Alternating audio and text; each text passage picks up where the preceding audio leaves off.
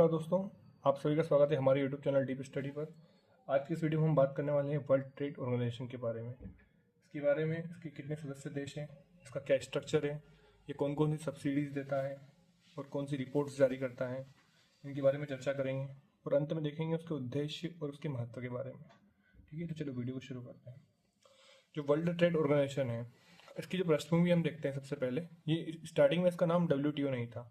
इससे पहले जो 1947 का टाइम था, तब स्थापना होती है GATT की। तो GATT क्या होता है? ये होता है इसका full form general agreement on tariff and trade. तो जो 1947 का समय था, डेट थी आई थिंक 31 जनवरी के आसपास। तो उसमें 23 देश जो थे वो 1947 में इस GATT के निर्माण पर हस्ताक्षर कर देते हैं। इसकी वजह से इसकी स्थापना होती है 1 जनवरी 1948 को। ठीक है, अब ये GATT क्या था? बेसिकली एक अंतर्राष्ट्रीय व्यापार समझौता था। इसका उद्देश्य वही था कि जो वर्ल्ड व्यापार में टैरिफ है उसकी बाधाओं को कम करना और व्यापार को सुगम बनाना। ठीक है, इसका कुछ उद्देश्य था। अब यहाँ तक तो इसकी स्थापना हो चुकी थी, लेकिन समय अंतराल के बाद जब जो GATT है ये बाधाओं को कम करने में सक्षम नहीं हो पाता है, धीरे धीरे इसकी जिम्मेदारियां बढ़ती जाती हैं। तो जो इसके बाद WTO की जो उरुग्वे वार्ता होती है, जिसका दौर था 1886 से लेकर 94 तक का, उसके दौरान जो है WTO के निर्माण की जो पृष्ठभूमि तैयार की जाती है। ठीक है, अब उसके बाद इसकी जो स्थापना से एक वर्ष पूर्व 1994 का समय था। जो मोरक्को है, मोरक्को के मराकेश में एक समझौता होता है। उस समझौते के तहत WTO की स्थापना होती है। मोरक्को में हस्ताक्षर किए जाते हैं सभी देशों के द्वारा जो 1947 में शामिल थे। उसके द्वारा इसकी स्थापना की जाती है और 1 जनवरी 1995 को WTO की स्थापना होती है। अब उसके बाद इसके सदस्य देशों के बारे में देख लेते हैं। जो WTO में जो यूरोपीय संघ है, वो इसके सहित 164 देश शामिल थे। अच्छा, यूरोपीय संघ यहाँ पे नाम आया है तो इसके बारे में कुछ सुन लेते हैं। यूरोपीय संघ कब बना था? तो ये बना था 1 नवंबर 1993 को। मोस्ट्रिच की संधि, इसके द्वारा EU की स्थापना होती है। ठीक है, वर्तमान में इसमें 27 देश हैं। लेटेस्ट देश क्रोएशिया है। अच्छा, एक टर्म मैंने वो लिख रखी है यहाँ पर, ब्रेग्जिट। ब्रेग्जिट क्या है? तो ब्रेग्जिट जो है वो ब्रिटेन का यूरोपियन यूनियन से एग्जिट, इसे ब्रेग्जिट बोला जाता है। देखते हैं जो भारत है ये GATT का कब सदस्य बना है। तो ये 1947 में जब GATT की स्थापना हुई थी तब से इसके हस्ताक्षर में शामिल रहा है।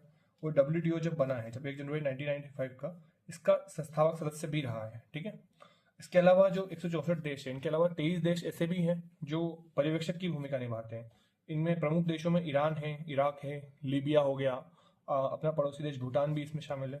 तो ये कुछ देश है। ठीक है, अब इसके बाद इसके स्ट्रक्चर के बारे में हम देखते हैं। तो जो WTO होता है, इसका जो सबसे जो सुप्रीम स्ट्रक्चर होता है, इसको बोलते हैं सर्वोच्च प्राधिकरण। ये होता है मिनिस्ट्रियल कॉन्फ्रेंस, यानी कि मंत्री सम्मेलन जो इसका होता है, ये प्रत्येक 2 साल में एक बार आयोजित किया जाता है। अब इसकी ये बना कैसे होता है? तो इसका जो गठन जो है वो WTO के जो मेंबर्स हैं, यानी कि 167 मेंबर्स जो हैं, ये सभी देशों के सदस्य, मतलब सदस्य देशों को मिलकर किया जाता है। बेसिकली जो देश है इनके जो व्यापार मंत्री हैं इसके अंदर शामिल होते हैं। ठीक है, तो ये इसका स्ट्रक्चर है। इसके अलावा इसके अंदर एक जनरल काउंसिल भी होती है। तो सामान्य काउंसिल होती है जो पूरी तरीके से मिनिस्ट्रियल कॉन्फ्रेंस के प्रति उत्तरदायी होती है। ठीक है, तो ये इसके स्ट्रक्चर के 2 पॉइंट्स थे। इसके बाद हम देखते हैं इसका हेडक्वार्टर कहाँ पे है। तो इसका हेडक्वार्टर है जो जिनेवा है, स्विट्जरलैंड में, यहाँ पर इसका हेडक्वार्टर है। और इसके करंट में हेड कौन है? इसके हेड है नागोजी ओंकाजा-इबेला। ये नाइजीरिया की वित्त मंत्री रह चुकी है और ये इसकी प्रथम महिला अध्यक्ष भी है WTO की। आज तक इतिहास में कोई महिला अध्यक्ष नहीं रही है। ठीक है, अब इसकी जो WTO है ये कौन कौन सी सब्सिडीज प्रदान करता है इसके बारे में देख लेते हैं। तो जो 3 मेजर सब्सिडीज है वो WTO देता है। एक होती है ग्रीन बॉक्स सब्सिडी, एक होती है ब्लू बॉक्स सब्सिडी और एक होती है एम्बर बॉक्स सब्सिडी। ठीक है, अच्छा, ग्रीन बॉक्स जो सब्सिडी है ये व्यापार पर नहीं के बराबर हम कह सकते हैं कि न के बराबर प्रभाव डालती है।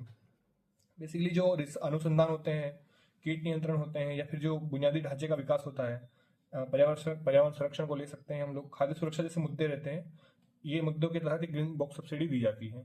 उसके बाद आती है ब्लू बॉक्स सब्सिडी। ये बेसिकली उत्पादन संबंधित होती है।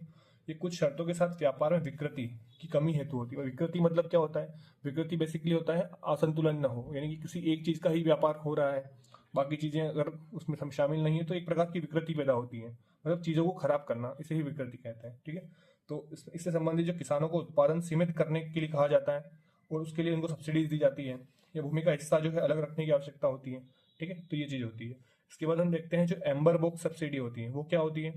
एम्बर बॉक्स सब्सिडी को यहाँ देखते हैं। बेसिकली ये चीजों को प्रतिबंधित करती है। किस प्रकार करती है? एम्बर बॉक्स सब्सिडी उसे कहा जाता है, उन सब्सिडियों को कहा जाता है जो अंतर्राष्ट्रीय व्यापार को विकृत करती है। जैसे कि क्या होता है, उर्वरक हो गए, बीज हो गए, बिजली, सिंचाई हो गई।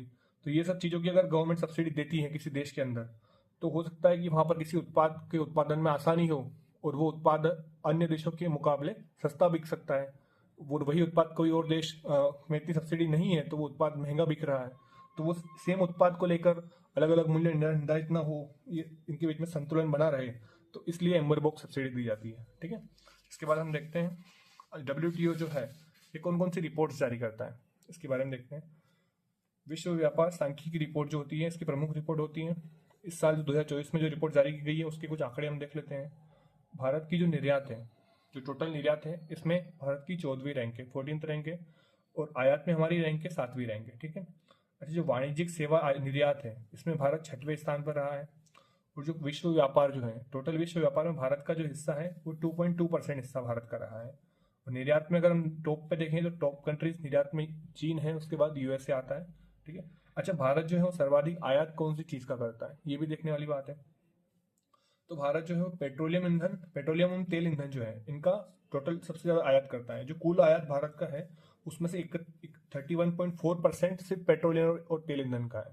तो ये एक बहुत बड़ा नंबर होता है अपने आप में। ठीक है, उसके बाद हम निर्यात किस चीज का करते हैं, हम आयात भी पेट्रोलियम का ही करते हैं और निर्यात जो है वो पेट्रोलियम उत्पादों का करते हैं। पेट्रोलियम उत्पाद क्या क्या होते हैं, जैसे गैसोलीन हो गया, जो जेट ईंधन हो गया जो फाइटर जिसमें भरा जाता है, एस्फोल्ट जिसे हम डामर कहते हैं, डामर हो गया, उसके बाद ग्लिसरीन हो गया, या चिकनाई वाले तेल हो गए, और केरोसिन हो गया, पेट्रोलियम गैसेस हो गई, ये सारे पेट्रोलियम उत्पाद में गिने जाते हैं। तो इनका भारत सबसे ज़्यादा निर्यात करता है, जो तकरीबन तकरीबन हमारे टोटल निर्यात का 10% होता है। ठीक है, अब उसके बाद हम देखते हैं WTO के उद्देश्य क्या क्या है, किस लिए बनाया गया था। बेसिकली जो अंतर्राष्ट्रीय व्यापार है इसमें नियमों को निर्धारण करने एवं लागू करने के लिए इसको बनाया गया था। जो व्यापार उदारीकरण है उसके लिए बेसिक बातचीत और निगरानी के मंच प्रदान करता है।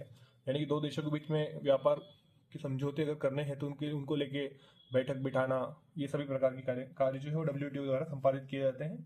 जो विश्व, और मान लो दो देशों के बीच व्यापार किया जा रहा है और कुछ विवाद हो जाता है या किसी चीज को लेकर विवाद आता है, तो उसका समाधान के लिए जो मंच बिठाना या फिर कोई कमेटी गठित करना, ये सारा काम भी WTO ही करता है। इसके अलावा ये भी देखता है कि कोई कंट्री अगर टैरिफ लगा रही है तो उस टैरिफ से जो वैश्विक व्यापार है उस पर कितना असर पड़ रहा है, उन टैरिफ को जो टैरिफ है उनको कम करवाने का प्रयास करना, ये सब कार्य भी WTO के हैं। और WTO एक कोशिश यह भी करता है जो विकासशील देश है वो वैश्विक व्यापार प्रणाली से पूरी तरह से लाभान्वित होकर निकले, ये इसमें सहयोग करना, ये उसकी प्रमुख जिम्मेदारी बनती है। ठीक है, अब उसका महत्व देखते हैं। WTO का महत्व इतना है कि वैश्विक व्यापार जो है उसमें उसकी भूमिका 98% है, यानी कि 98% व्यापार पर टोटल डायरेक्ट रूप से कंट्रोल रखता है। तो ये भी एक बड़ा नंबर है। तो ये कुछ थे इंपॉर्टेंट पॉइंट WTO के बारे में। वीडियो अगर आपको अच्छा लगा हो तो वीडियो को लाइक कीजिएगा और चैनल को सब्सक्राइब कीजिएगा। Thank you so much.